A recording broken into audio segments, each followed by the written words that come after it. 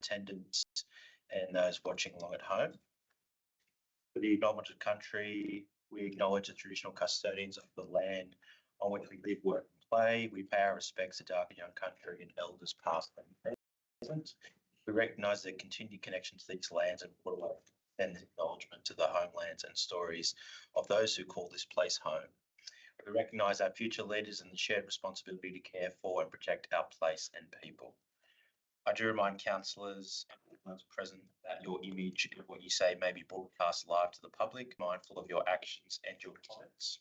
You should avoid making statements that might defame or offend, and note that a recording of this meeting will be retained online and in council's archives.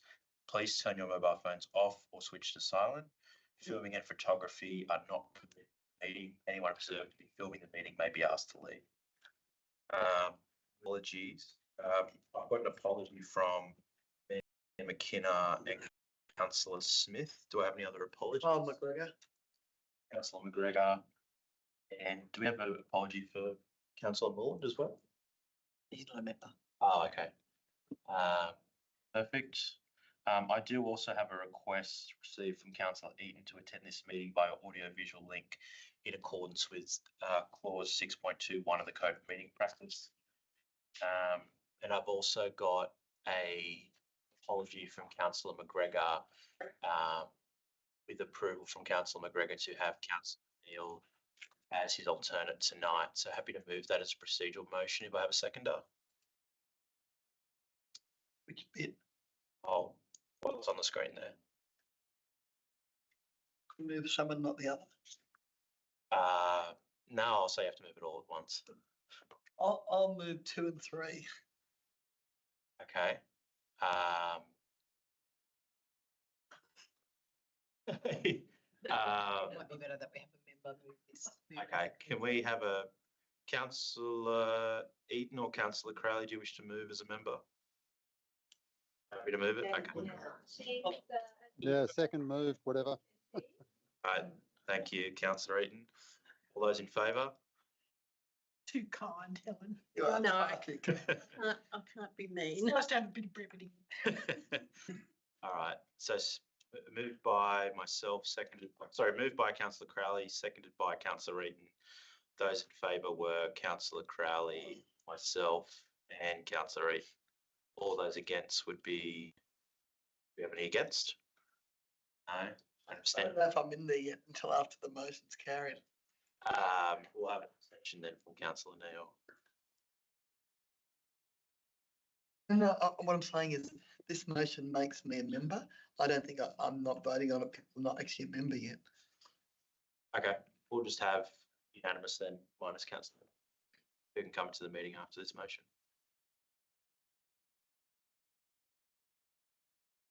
Disclosure of interest. I now ask committee members to disclose any conflicts of interest that they may have on the agenda. Firstly, myself, I confirm that I do not have any conflicts of interest. Councillor Crowley?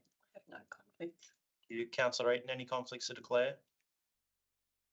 I have no conflict. Perfect. Councillor Neil? I have no conflicts I've thought of yet. Perfect.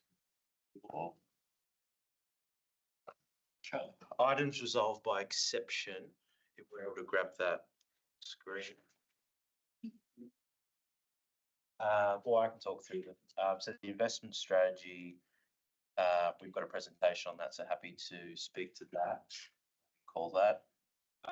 We'll call the operational plan and the Gosford City Car Park. Do we have anyone wishing to speak to the Disability Inclusion Action Plan? I would like to. Perfect. I know we have a presentation on that as well.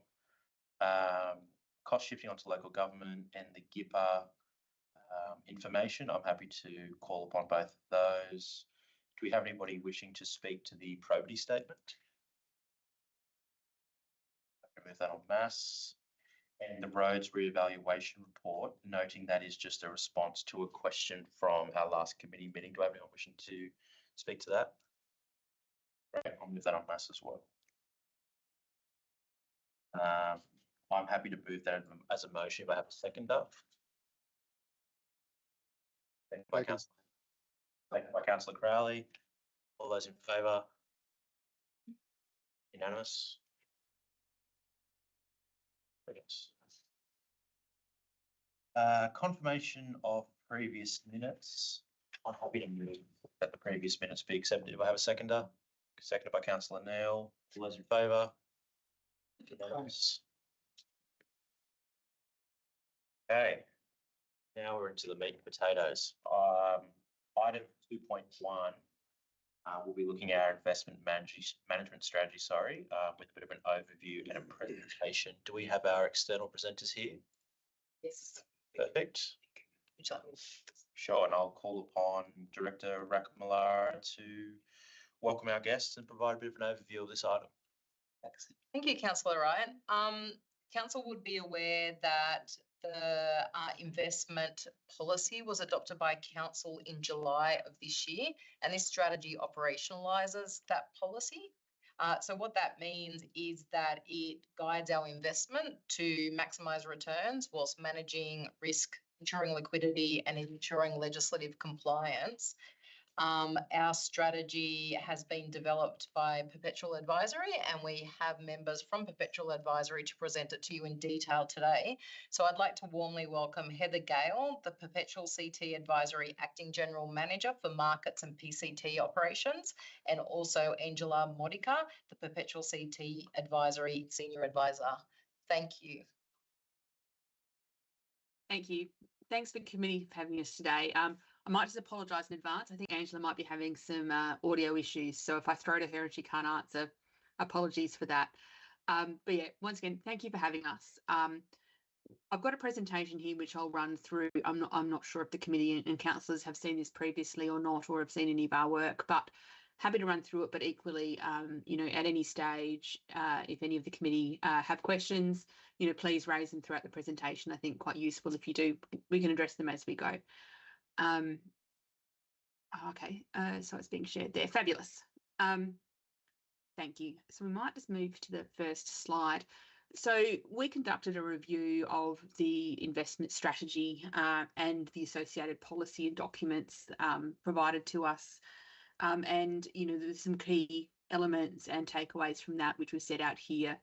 We, in our opinion, very much developed, through a comprehensive analysis of your current portfolio, definitely integrated with your policy guidelines and in alignment with your objectives, and informed by the prevailing economic conditions and interest rate forecasts, notwithstanding, of course, so that last element is a constantly changing, beast. It would be nice if we knew where things were headed. But, I think to the best of anyone's, knowledge and assumptions, it's taken into account.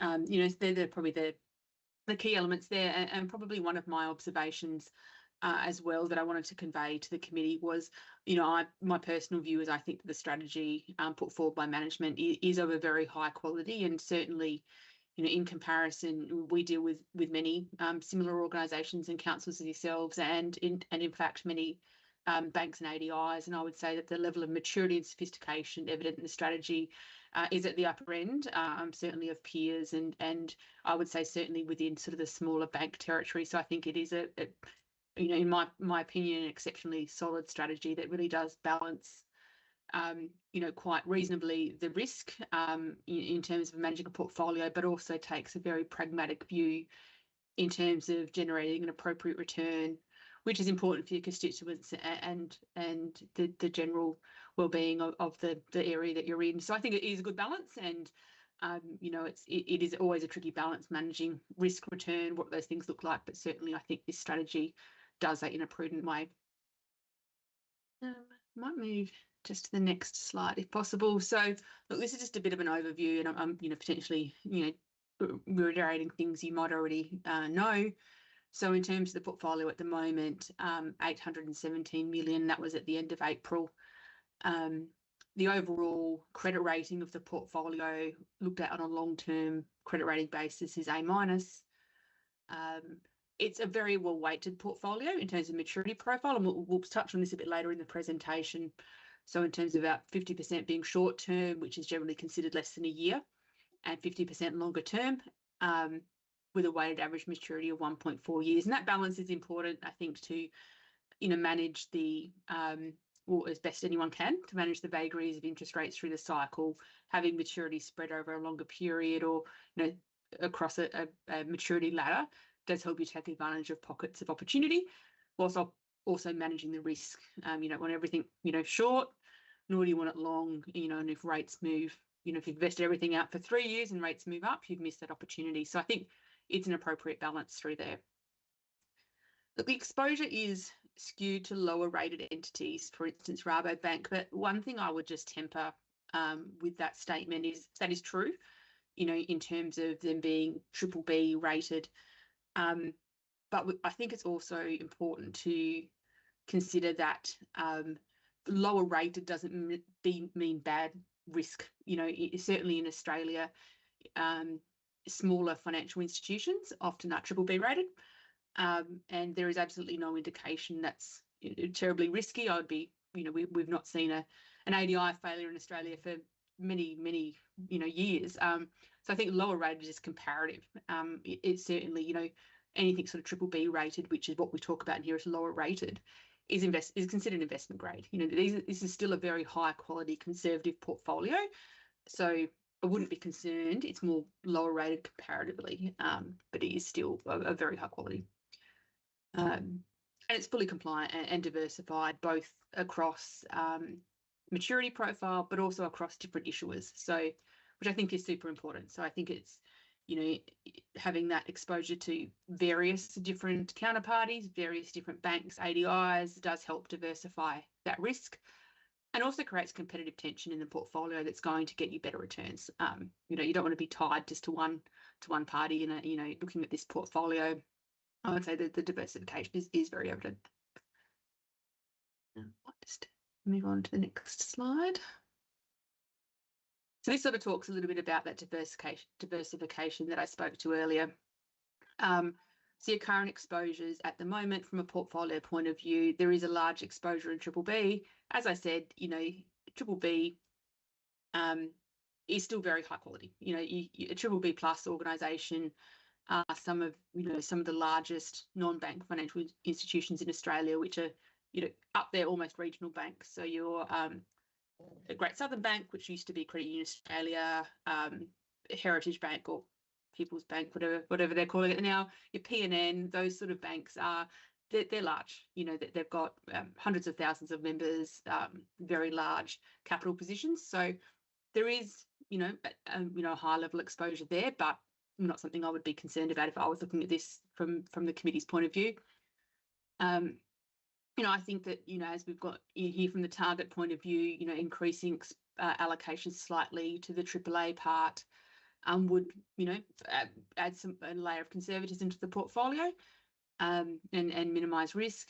Of course, then that does come with a lower yield. So it's always the way in anything, it's risk and return. So you could increase that. Your opportunities there are somewhat limited, but it will reduce risk. But with that, of course, comes a lower return. So from a maturity strategy point of view, so as I said before, it's very well balanced. So you've got short term, less than a year, longer term, greater than 1 year, and you're about 50-50 in both, which I think makes a lot of sense. You need those more earlier redeeming investments to manage your cash and liquidity positions. It looks very balanced throughout the cycle.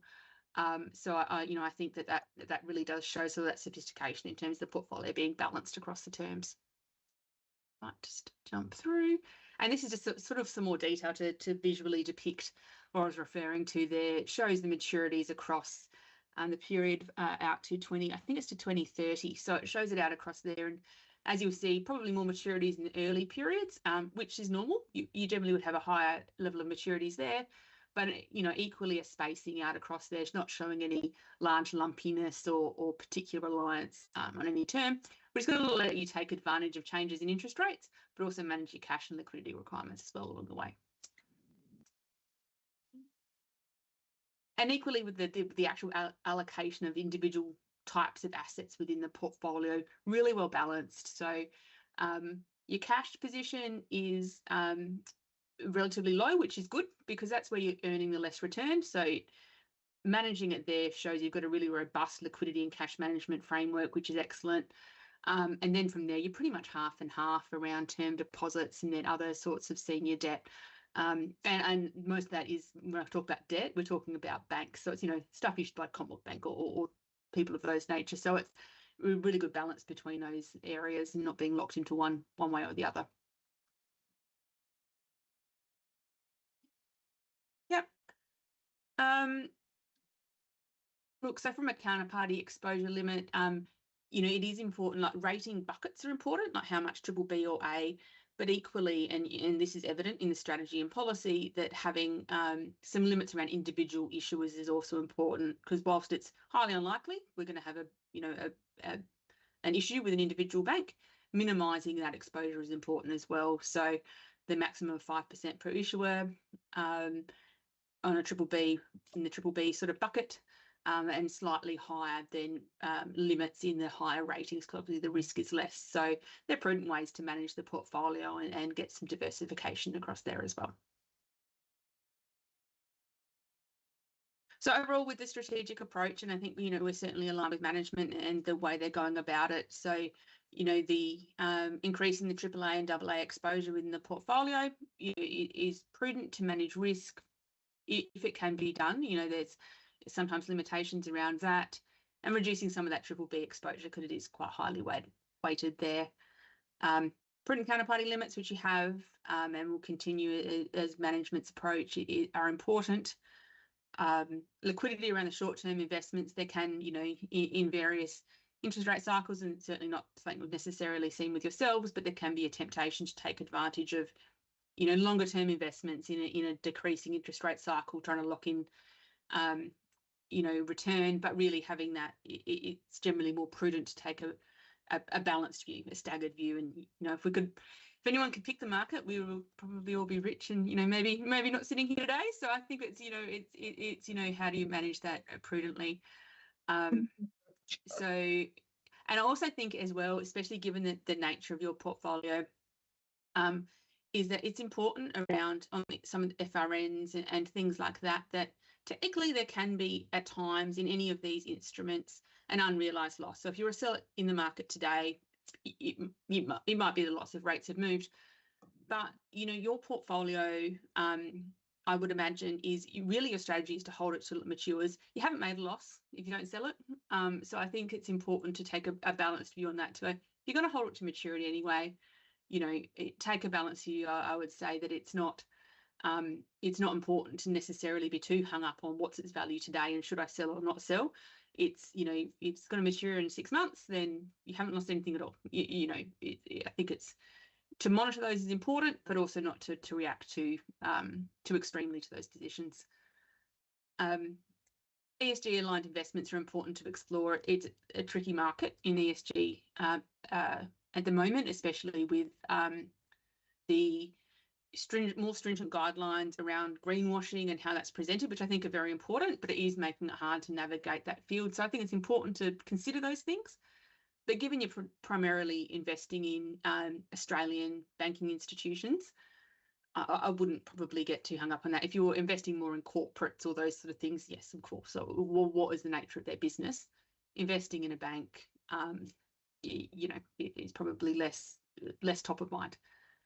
And of course, staying responsive to market and rate changes. Any strategy is only so good as it is at the time, and it's a constantly changing world. So that's our overall view. So very happy, of course, to take questions from councillors and the broader committee. And yeah, thank you. Well, thank you for that, Heather, and obviously thank you very much for giving up your time late in the evening to Okay. run us through the presentation. I do have a number of questions, Yes. and this has obviously been a piece that I've been following since the election, really, because I think it's important that council has a solid strategy that's meaning where we're investing our money, we're doing so with conviction, and it's it's seeking to bolster what is quite a large portfolio that we have. And even since the start of this council, it's a portfolio that has grown quite considerably. I note a lot of your comments around triple B rate credit. I'm quite interested in that because, on one hand, we talk about, these ADIs having a lot of quality and, risk of default being low. yet we're also talking about moving away from them, despite the fact that, you know, for a council, in my view, it's really our only opportunity to seek yield. We adopted that policy at the council. Yeah, but what's your view of the actual quality of this triple B rated credit? Is it something that, you know, we should necessarily steer clear from, or could it be a strategic decision that we look at in future? What's your sort of guidance and advice there? Yeah, so I think for me, you know, certainly I think triple B rated ADI. I think that banking, and there's no guarantees, of course, but I think banking institutions in Australia. I know that, you know, you hear the major banks being too big to fail and things of that nature. But I actually think the reality is that almost any banking institution in Australia, the regulators will not allow it to fail.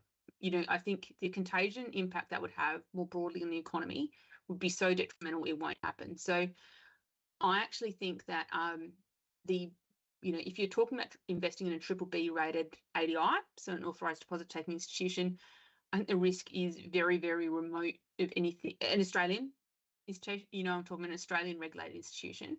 I think that the risk is very low. That being said, it's not nothing. You know, that there is a risk there, but you know, generally the regulator in Australia, certainly in the banking space, and I'm talking about institutions that you wouldn't invest anyway because they're unrated.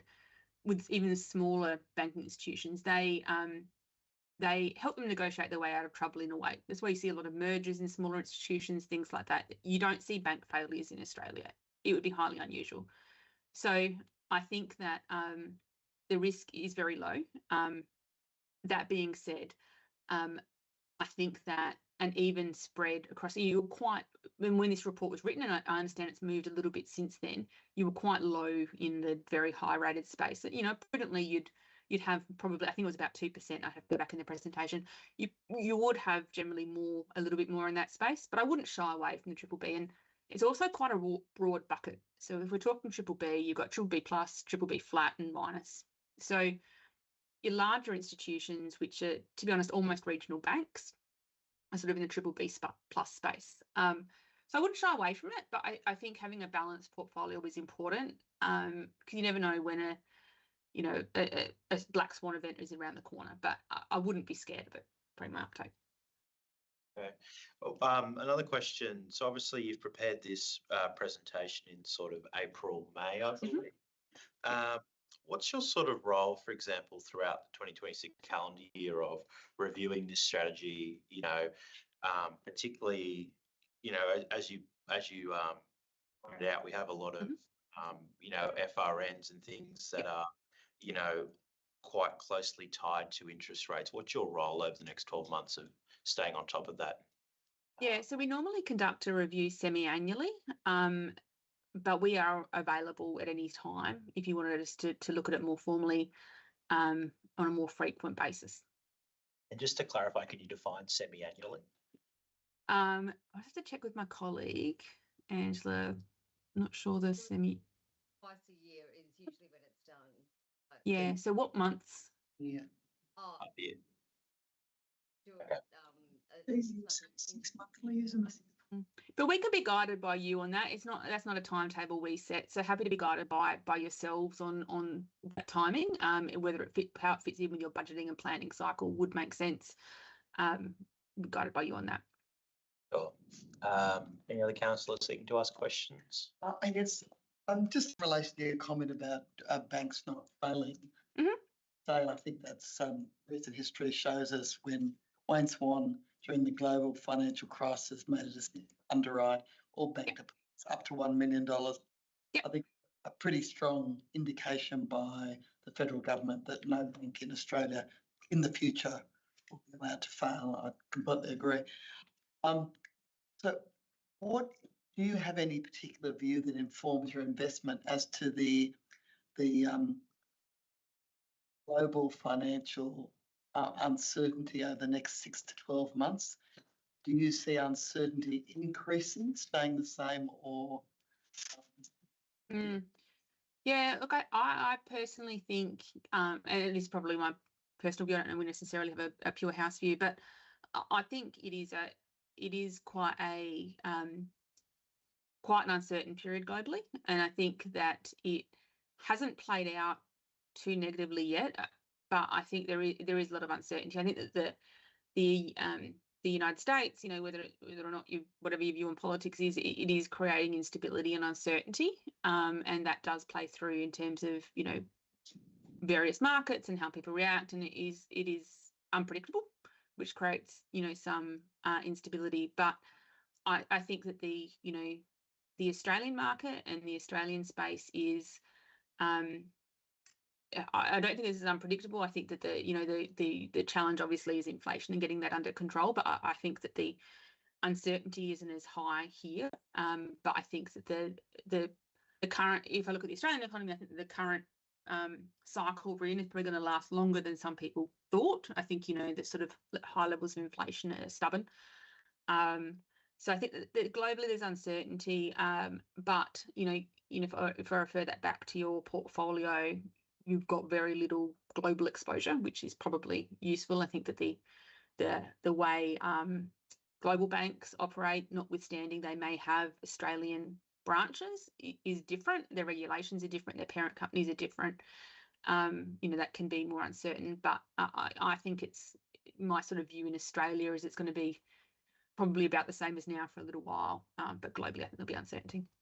I have to say, I have the view that uncertainty globally can easily reflect into the Australian market, and it's strongly supported the reduction of exposure of the investment.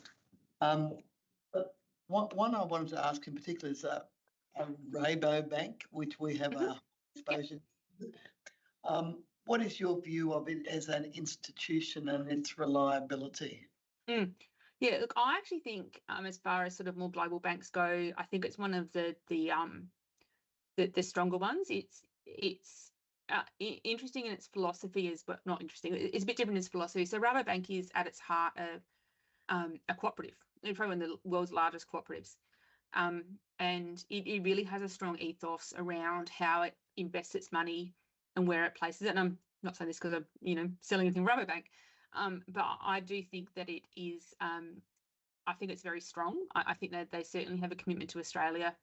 They very, their lending, for instance, is purely agricultural, which does come with its risk, but it is very focused in terms of what they're doing. So I think that, I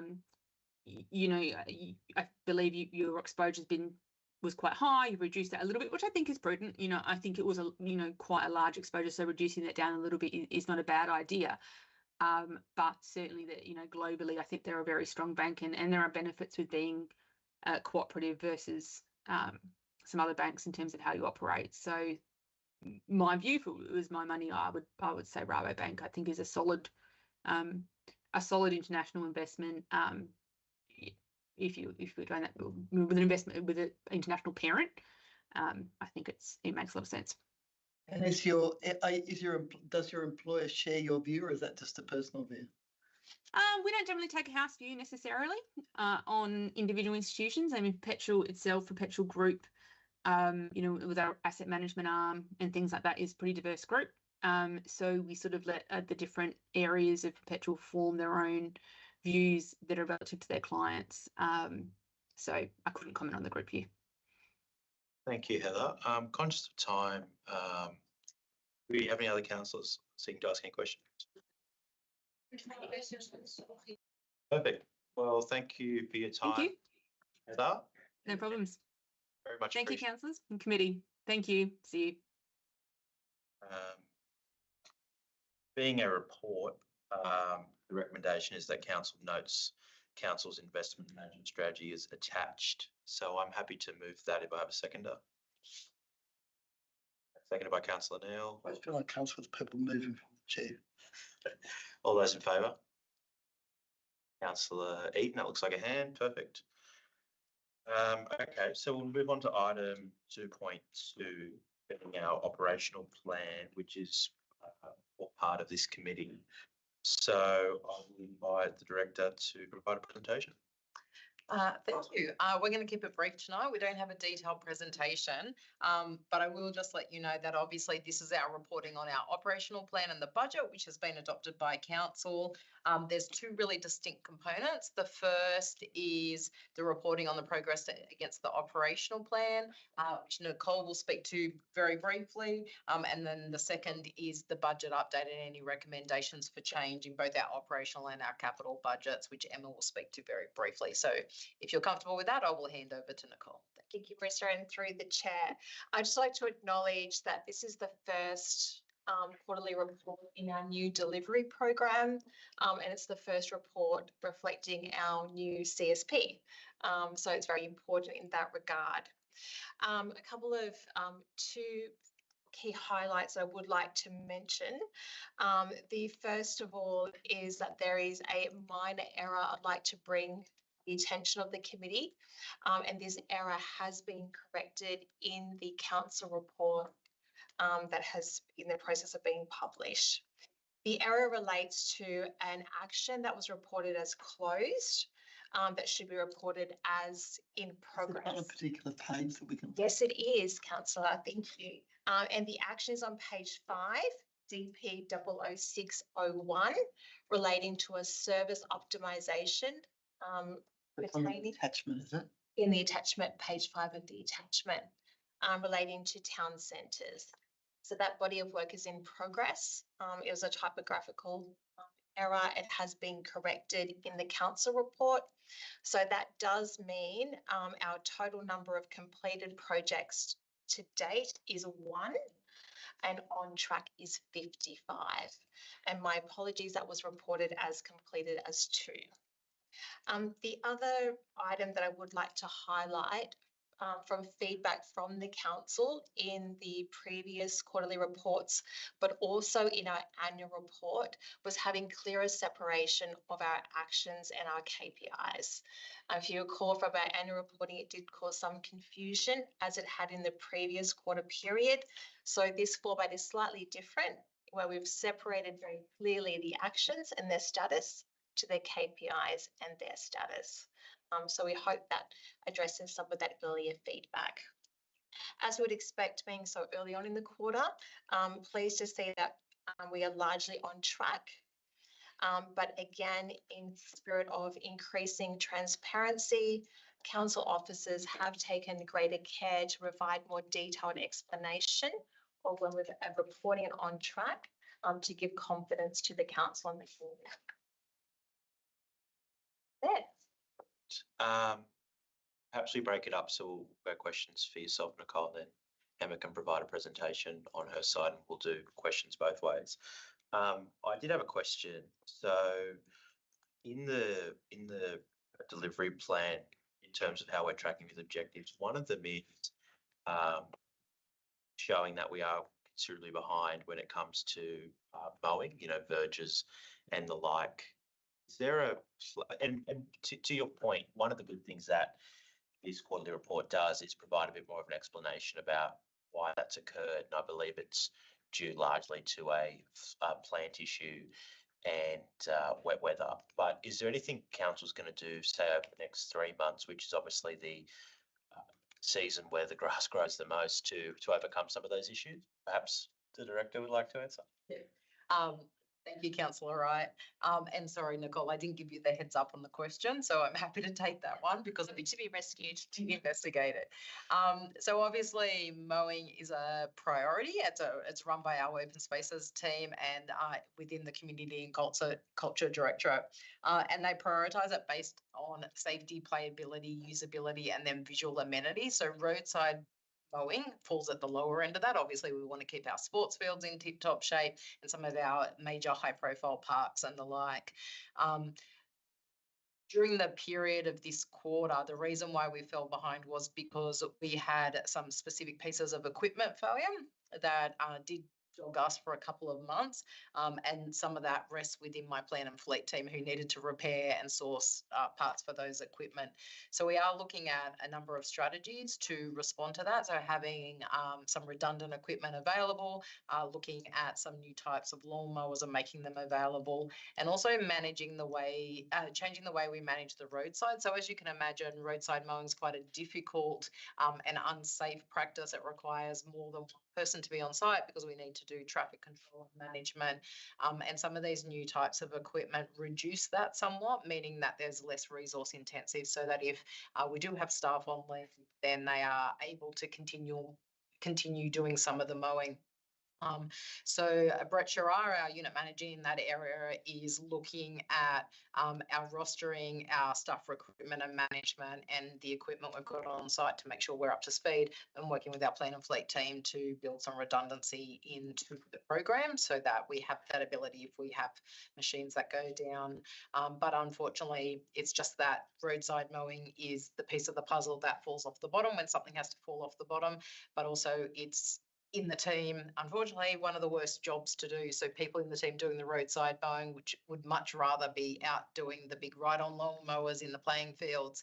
And so when there's internal vacancies, they tend to move. And so the roadside mowing is the team that is the one that always carries the vacancies. So like I said, the unit manager's got a number of strategies in place to try and alleviate that and claw back some of that delay and make sure that we're delivering for our community, because we do understand that it is important. It is about the visual amenity. So we are working on it. One small follow-up question on that. So my understanding is that we have one boom mower, and now we have a second piece of equipment that can do potholes, boom mowing, and a few other bits and pieces. Was it one of those pieces of equipment that the plant issued? The boom mower? The boom mower Was the boom mower.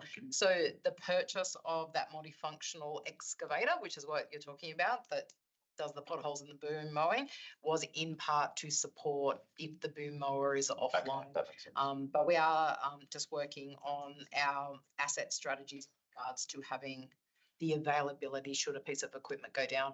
It's one of those things where you just have to put it in those high critical areas first, because you can't have spares of everything. Sure. So we've got over 4,000 pieces of plant in the plan and fleet area. And we don't have spares of everything, but obviously this is an area that has shown to be quite critical to have some sort of level of backup, and we're working towards that. Through you, Chair, if that's all right. Yeah, you just got it before council. I'll give you that one. There you go. Yeah. We through your chair to director.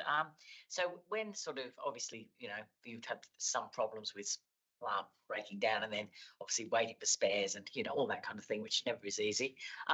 Do we ever, or is there any opportunity when it is sort of quite critical to actually lease whilst we're waiting on, you know, spare parts to come through or things to be fixed, if it's going to actually seriously impact what we're doing, or is that just not?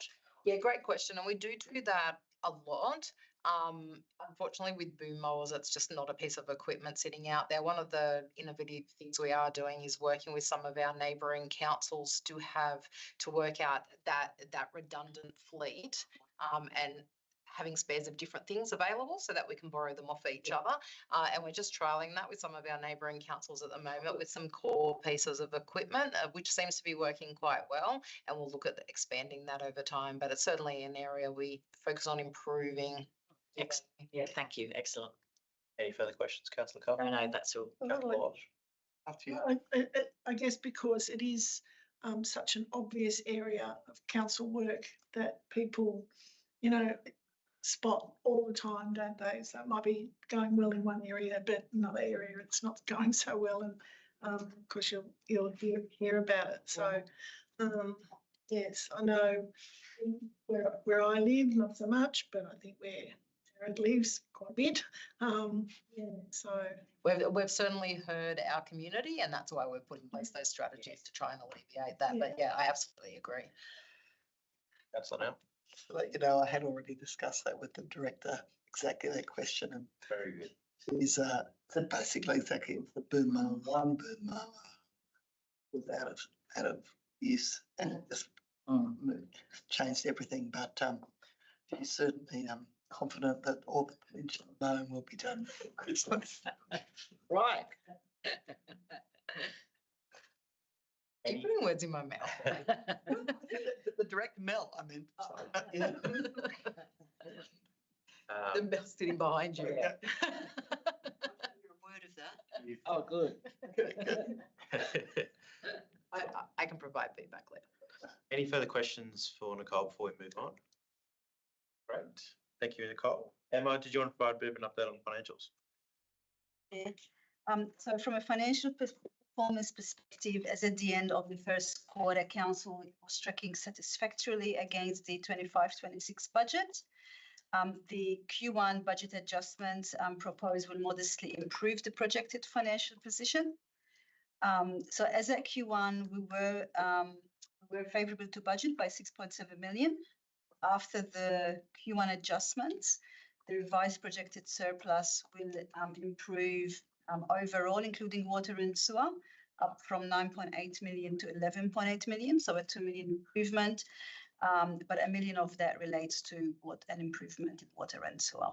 So in terms of high-level proposed budget adjustments, so in regard to operating income, there's a proposed increase of 11.4 million, and that's various line items relating to user charges, other revenue.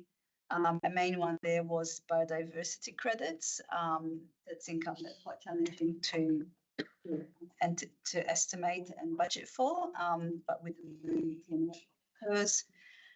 There's some additional income from LED certificates, insurance and legal recoveries, and interest income.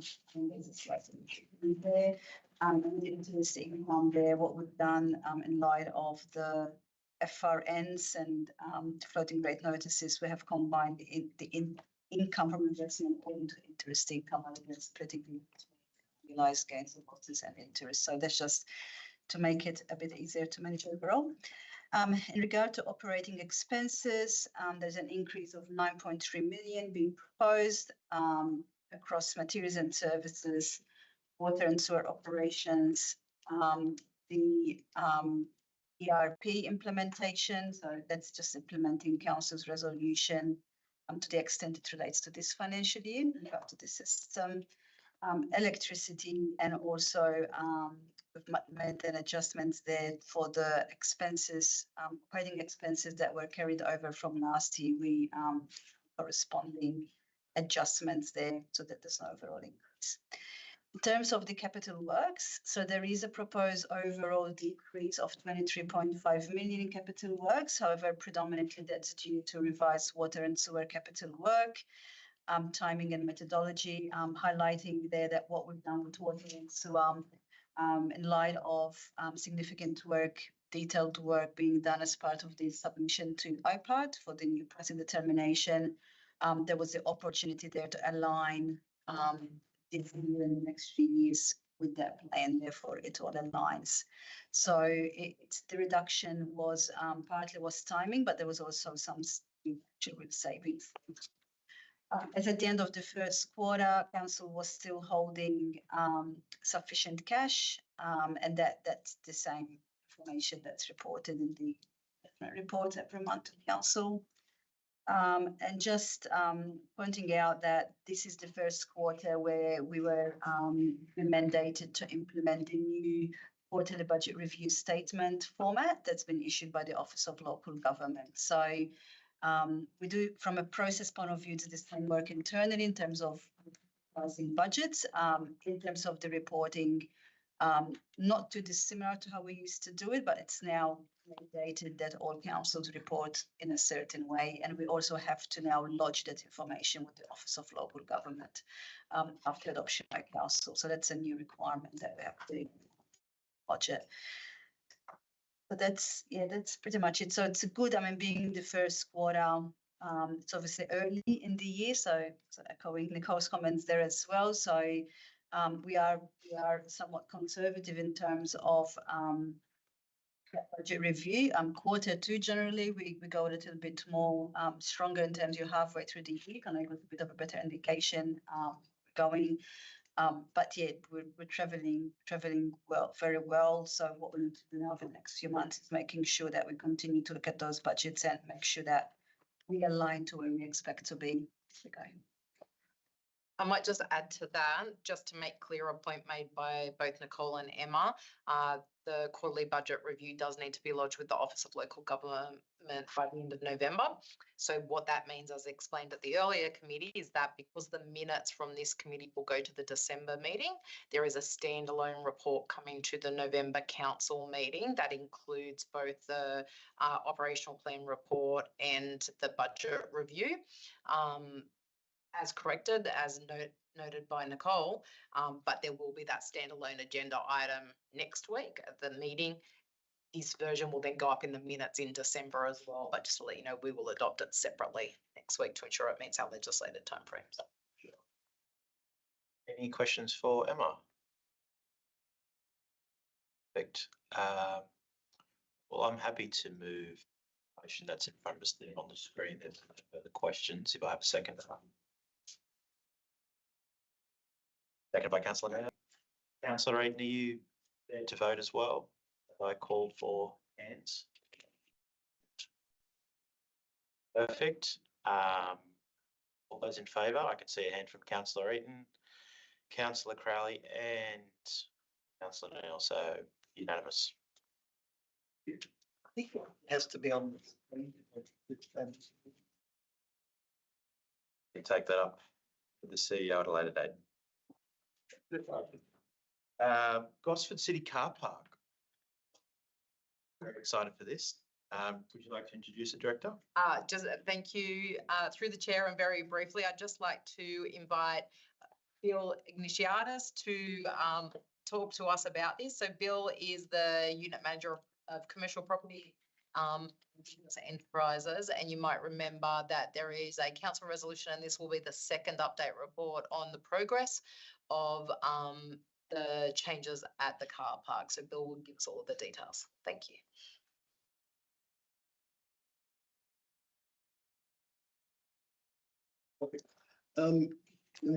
Committee.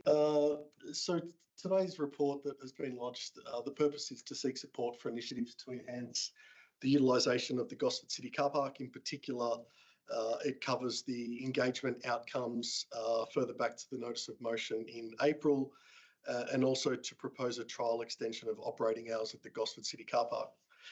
Recommendation that we're seeking support for this evening is to approve a 6-month trial extension of operating hours, in particular focusing on the weekends, Friday evenings to be extended to 10 p.m, Saturday and Sunday to be training from 8 till 9 and inclusive, obviously, sorry, my apologies, Saturday to be 8 till 10 and Sundays and public holidays 8 till 9. And that trial is proposed to start once the finalisation of the installation of the new smart technology. We also want to present back to the committee in regards to a post-trial evaluation to have a look at usage during those extended trial periods, obviously look at revenue trends, safety incidents and any other issues in community feedback that we received during that trial period. So as we've mentioned, the smart technology or the automated number plate recognition software tender closed in August. We didn't actually anticipate that the submissions were going to be so technical, so it's taken quite a bit of time for the evaluation panel to work through those. We had to go back and seek a little bit of further advice in regards to some of the systems that they were proposing and ensuring that the correct system was going to be installed that would be benefiting us, in particular, the money that we're actually spending on the system. At the moment, we are very close to finalising, and I would expect the decision outcome to be impending in the next day or two in regards to the awarding of that tender. It will be ticketless, it will be cashless, and the great thing is no boom gates on entry, which further mitigates any operational issues that we're faced with the current system, which is tickets don't work or tickets don't scan. Sometimes the machine takes 50-cent pieces, sometimes it doesn't. People knocking the boom gates over and so forth. So hoping to do that. And really it's going to expect it's a reduction in mechanical faults and less moving parts. Stakeholder engagement, we had 20 survey submissions from 16 businesses, 65% supported extended hours. Key stakeholders were engaged.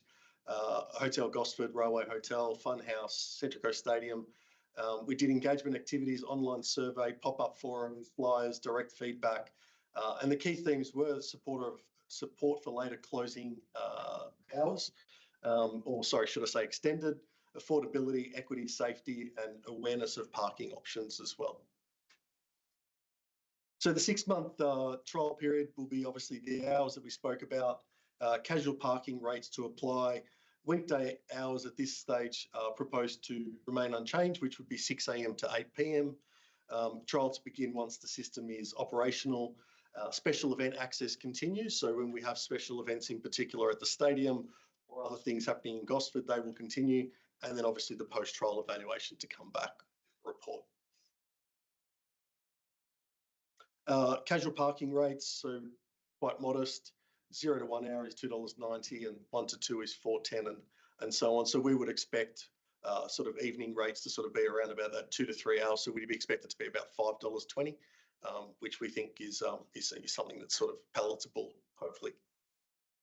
Yeah. Oh, sorry, you go.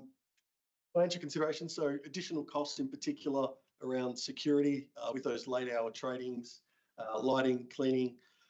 We would expect those costs to be offset by the increased revenue through the increased utilisation, and obviously the financial impacts to be reviewed post-trial and included in any future budget planning. And the ANPR system is expected to reduce that revenue leakage and improve customer experience. So next steps, obviously the final report and recommendations won't be the final report, but the ANPR installation we would expect to happen around about January 2026 with the implementation period that's being proposed. We would expect go live and trials start around about February, March, and the mid-trial review in June. And at this stage, without too many delays, we would expect the final evaluation and report back to this committee in August next year. Thank you, Bill. I do have a couple of questions. Obviously, someone who's been quite passionate about this project. Firstly, just noting the times that would be for the extension. I've spoken to a few businesses in Gosford and a few of my fellow councillors.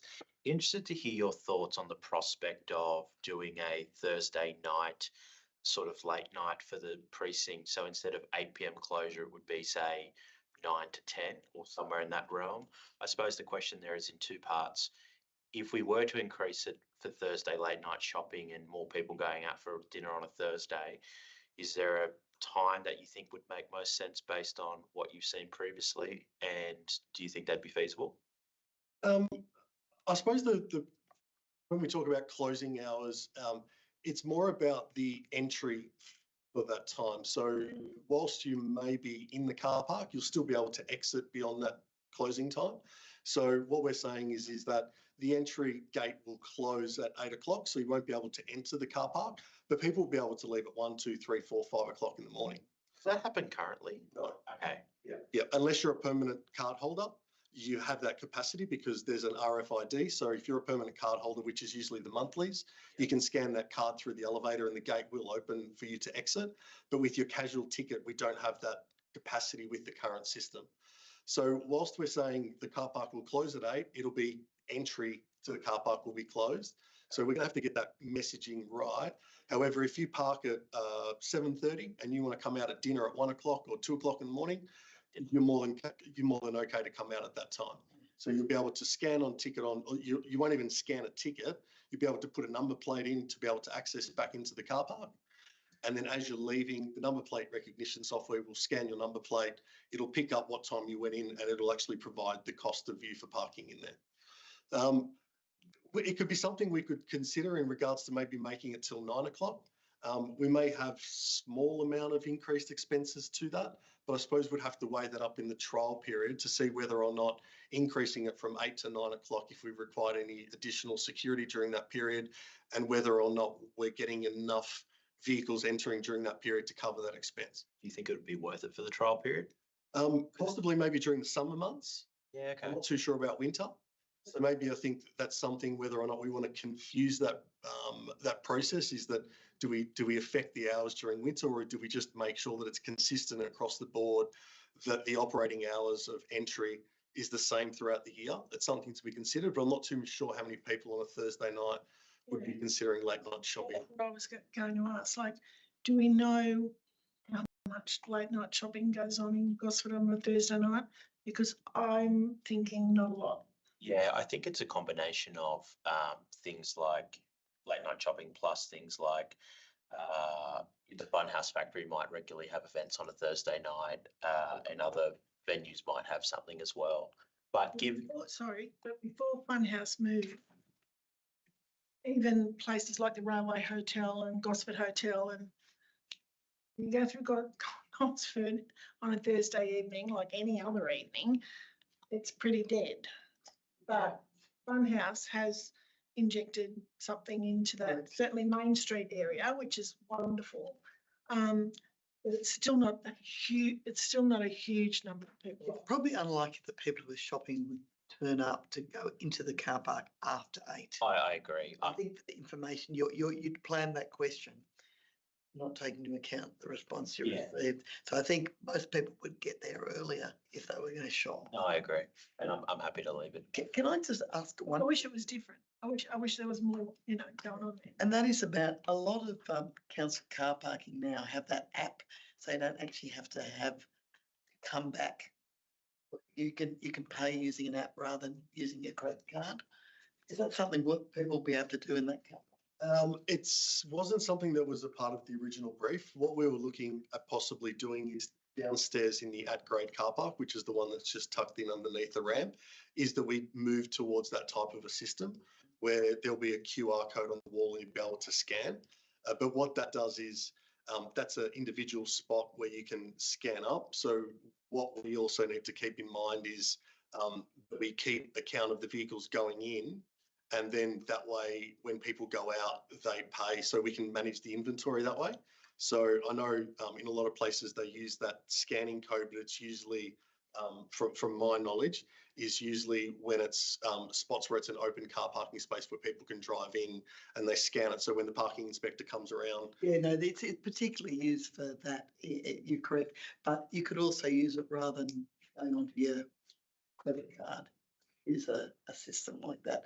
I suppose it just means people have a phone card rather than a. Yep. And they've got that linked, I think, their card to the Apple. You can probably scan your phone as you're going out, I assume. Yeah, it's definitely going to have that capacity to be able to do that. Any further questions for Bill? How did you settle? I was going to ask you, obviously it's sensitive, is how did you settle on 8 and 9? Was that something in the feedback, or did you just pick any time? Some of the feedback that we received, yes, it was through 8 and 9. So during the week, obviously, we're still open to 8. Public holidays was 8 to 9, and then on the weekends till 10 o'clock. So we were kind of looking at those types of feedback that we had through those forums and on those online surveys. One last question I had, because I've had a little bit of feedback on it from the community, so I just wanted to clarify. Part of the budget specifies the upgrades is, I think is it 855 million or 355,000? Sorry, not 855 million. I think it's 855,000. Emma's right. Okay. There goes the go home, Emma. Yeah. I just wanted to clarify, is all of that for ticketing, or is that for some other things as well? So we're doing 2 parts to that. We're also putting in sensors, which is going to be the green and red lights. So when people are driving through, they can be able to see that as well. That 855 is a total project cost. So some of that is the capital investment of the infrastructure. And then we also have the ongoing maintenance, as well as the after hours call out and the servicing that's being provided by the company that's putting in that software. Yeah. So whilst the overall project adds up to 855, the infrastructure part of it, so what we capitalise under the capital budget, is less than that. And then we've got the contract period. So we're looking to build maintenance into that as well and do that package. So at least that way we know what we're getting over a 5-year period. Right. Thank you. There being no further questions, happy to move the recommendation if I have a seconder. Seconded by councillor Neal. On our call for hands, I can see councillor Eaton's there. Councillor Eaton has got his hand up, therefore it is unanimous.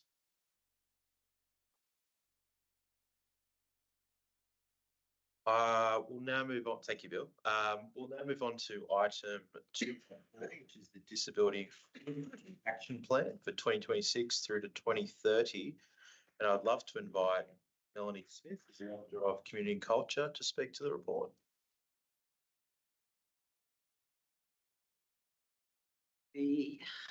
Sure.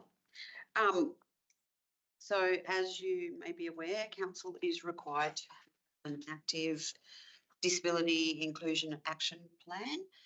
It's a legislated requirement. The existing plan expires on the 30th of December. So this plan is for the following 4-year period. We are so a requirement is that we need to have this plan out on exhibition and adopted by council by the 30th of June next year. We still rely on the existing plan for that 6-month period as we're moving through this process. Do I have any questions for Director Smith? In terms of the outcome, where is that recorded? We've got the and Y lead key partners when indicators, but the actual outcome, that is different part of the report. I just couldn't quite work it out. I would normally think it would have something that says what the outcome is.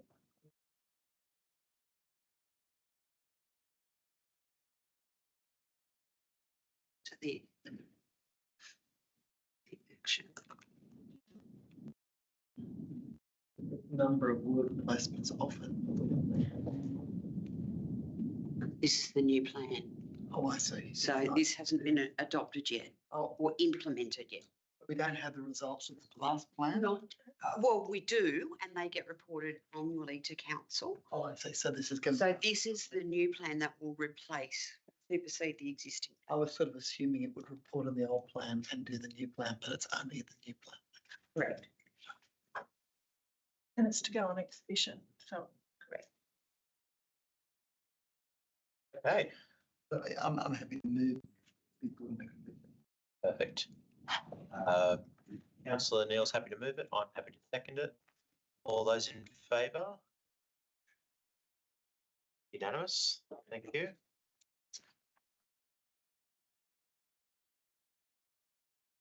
Okay. Item 2.5, cost shifting onto local government for review. I will invite Director Rakamallira to speak to it. Thank you so much. We have this discussion. We got the report back. Yes, so councillors will remember that at the last council meeting, we provided information on the most recent report into shifting. And at that time, we were asked to provide some information to the group. This report responds to that resolution and provides detailed information on cost shifting impacts both for Central Coast and how that compares to the state, including breakdowns by area and per rate payer. And we're just providing that information for the most recent financial year and for the financial year 2021 to 22. I might invite Emma to present on the details included in the report, and then I would like to just touch on some of the recommendations and some discussion we need to have in regards to that. Through Mr. Chair. So as the council would be aware, cost shifting of government transfer responsibilities to council without adequate funding which essentially then forces councils to use general rates for these new obligations. So there's a cost to the ratepayers as a result of that. So for the 24-25 financial year, the total cost shifting to Central Coast Council was in the order of $87.3 million, which equates to about $603 per ratepayer. For the last survey that this council had completed in 21-22 for the 21-22 financial year, that impact was 65.5 million, which equated to about 460. So I can see there that in a few years that cost has gone up. In 23-24, New South Wales wide, there was a cost of 1.5 billion shifted onto councils, with an average of $490 per ratepayer. So just comparing 24-25 for Central Coast Council to New South Wales wide, we are at that higher end, and that's reflected of some the cost per ratepayer. Yeah, so in 23-24 statewide was 490, 24-25, so a year later. So there's an element of obviously a year has gone by. But we're at $603 each. So it's about $300 more than the average, but compared to the previous year. So in New South Wales between 21-22 and 23-24, there was a 9.9% increase in cost shifting across the state, and for Central Coast. Between 21-22 and 24-25, there's been an increase of 33.2% increase. Partially that's due to new costs. So things like audit fees, election cost planning portal is a relatively newer cost. And also some methodology changes in when completing the survey, they specify what you have to include and exclude and how you calculate it. So some of that change is also reflective of the methodology, so which makes it quite difficult to compare, especially if you go back to older years, because the methodology changes. So you're not comparing with apples. So in terms of the cost shifting details and the numbers, that's probably the summary, and there is detailed attachment as to what makes up those costs in the report itself. Yeah. Thank you for that. I think in terms of outcome for us, I think firstly it was valuable to have that information. We're obviously above the state average, which means we're having to use our ratepayer funds to the tune of $603 per person to fund costs put on us by the state government. And I'm not going to pretend that this is a issue with the current state government. It's a long-standing structural issue, and I think particularly for us as a council, we're obviously involved with groups like Local Government New South Wales. We've got our conference coming up, and I think we've got to better use some of those channels to think about these sorts of things, because it sounds like even in the summary that you've just given, between this last financial year and the financial year before, the costs have increased, $13 per person, which would, I assume, mean new costs are being put on us. So $13 is, for ratepayers who are continually telling us they're doing it tough, is a considerable cost. But that's more of a statement than a question, I appreciate. So you're more making a political argument than a question. But I think it's just something for us all to think about, and obviously it's just good context for us. So I appreciate you putting that report together. Does anyone else have any questions for Emma? Okay. I do believe there is a slight amendment that the staff might have, just in terms of some of those, because when we moved it from the committee, it was quite a short summary, and when it went to council, we ended up, quite significantly increasing the terms of what we're asking the staff to provide. So if we could have that amendment on the screen, just in terms of those prior years. Oh, the 7-second delay, I forgot. My bad.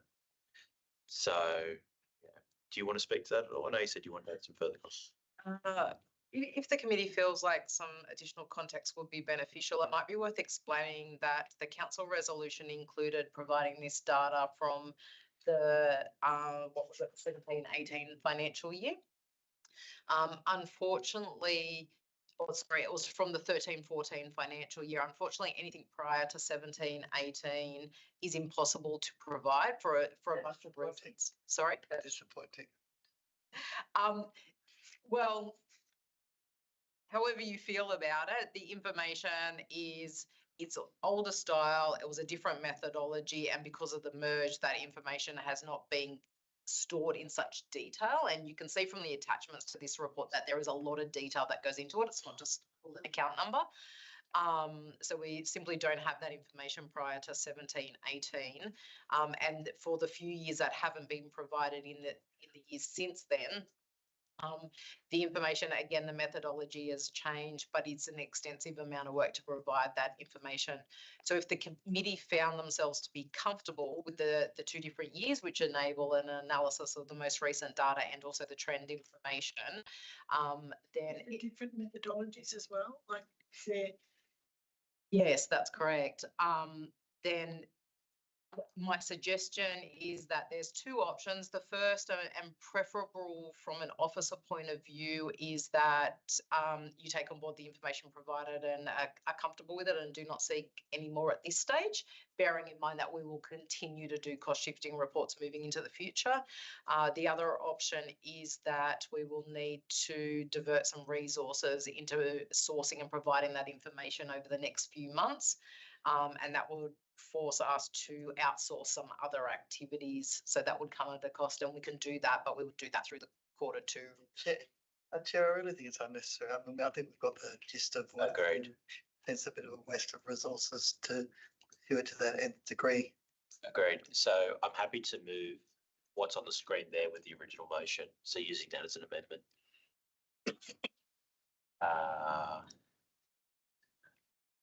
Let's come up. So what this motion does then is it enables us to close that previous council resolution seeking the data as back at the FY13 financial year. Yeah. First one. Okay. So it would be item 1 and 2 there, and then that other resolution. Should the committee vote that way? A different one. Yeah. So what I might do is I might read them out. So it's item 1 and 2 that's on the screen, which is receive the report and the responses for the 21-22 financial year. So that's the 2 different years to receive that information. And then to further note that the cost shifting data for the period 2013 to 14 to 22-23, apart from the information already provided, is unable to be extracted from council records without significant diversion of resources, and therefore accepts the cost shifting data as presented to be sufficient for current purposes. Perfect. I'm happy to move that. Thank you by Councillor Neal. All those in favour?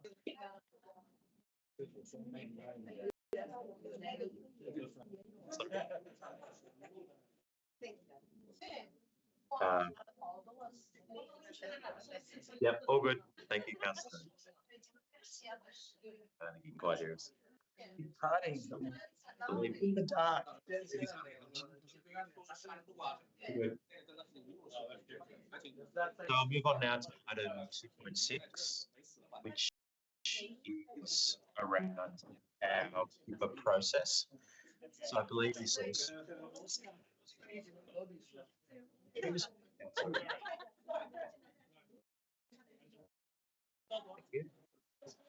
So this stem a previous council resolution, I believe, into at the HIPAA process. So very happy to have Ed here to sort of give us some colour and flavour to how people are finding the process in the system.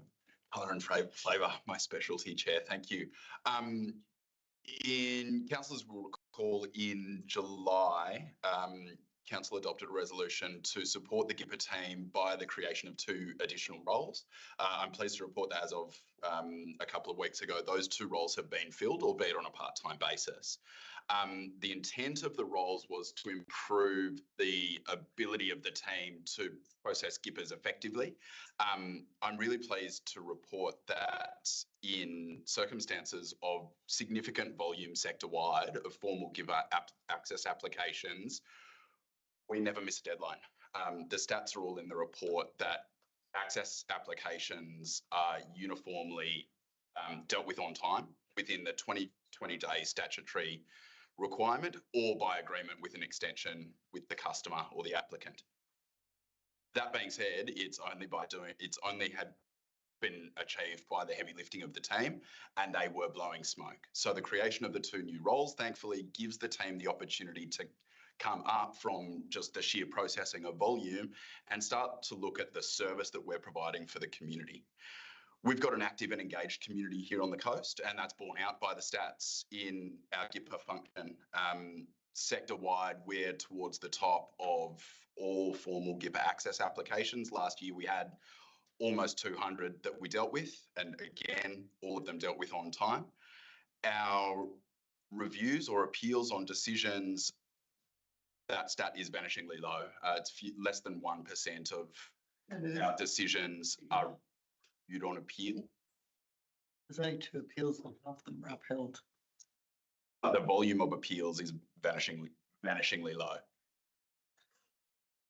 2 appeals out of nearly 200 is... Anyway, on top of the formal access applications, we've also dealt with over 2,000 informal access applications, of which we've determined 1,950. So there's a huge volume of work.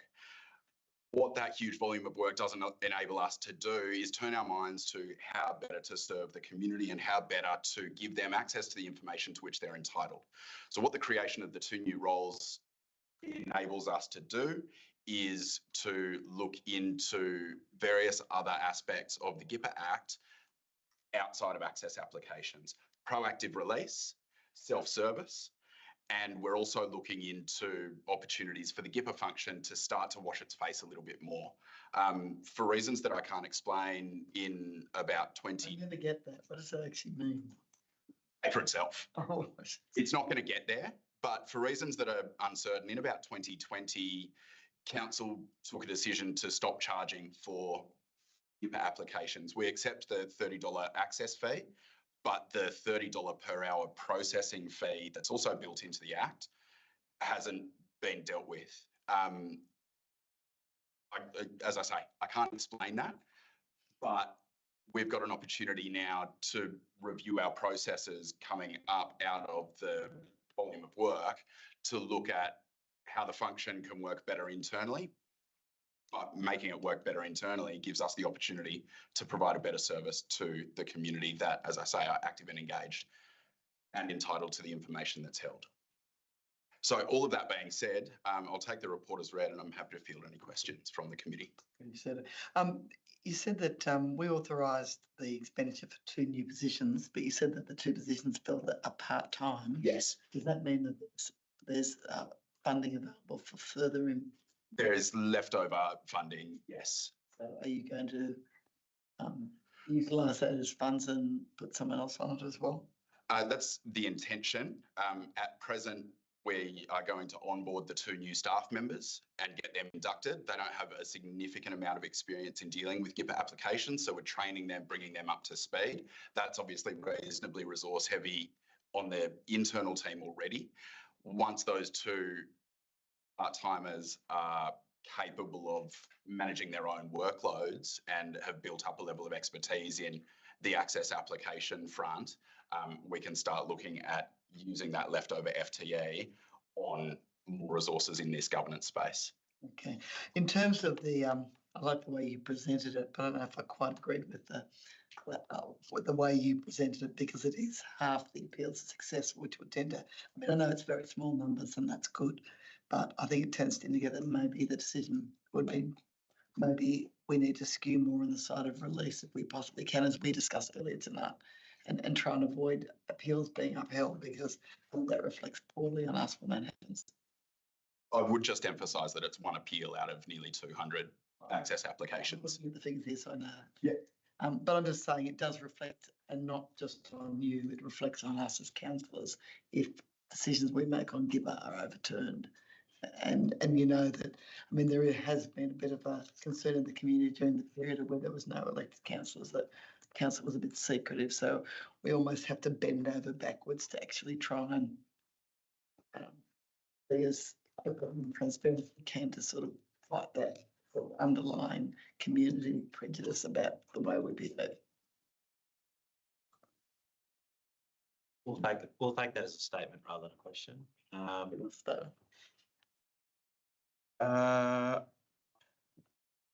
I don't really have a question or a statement, but perhaps I'll ask you if something comes to me at a later time because I'm quite interested in this. I guess my question then would be, are people finding our process easy, would you say? Because when I speak to some people in the community, they're saying going through our GIPA process is quite hard. You know, they find it quite time consuming and they're normally getting what they want, but it takes a while and they find it quite hard to navigate from the process of ideation of I want to lodge a GIPA for something to, you know, actually lodging the GIPA.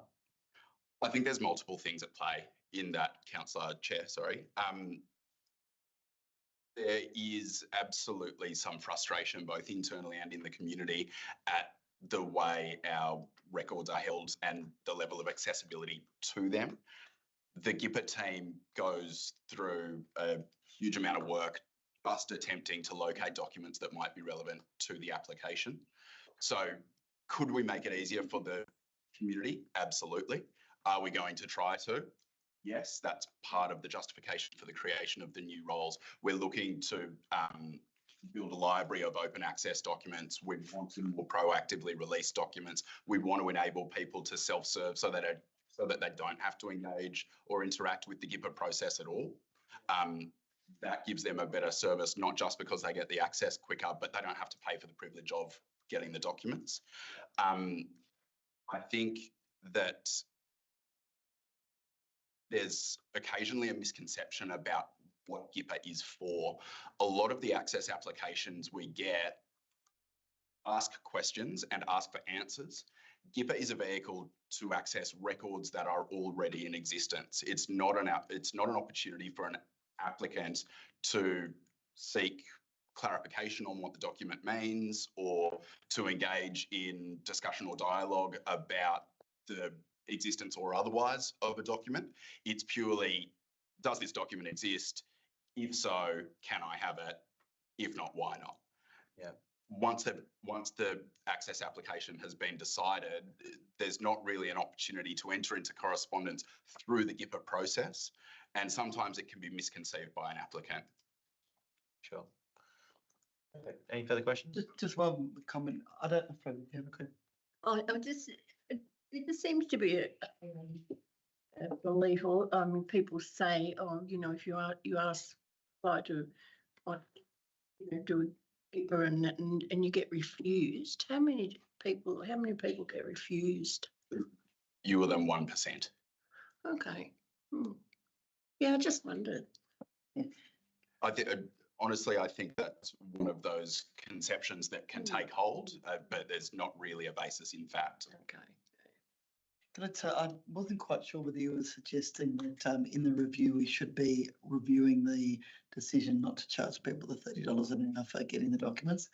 If that's what you were suggesting, and I'm not sure you were, I would say that is a negative step in terms of the council and its operations in GIPA to do so.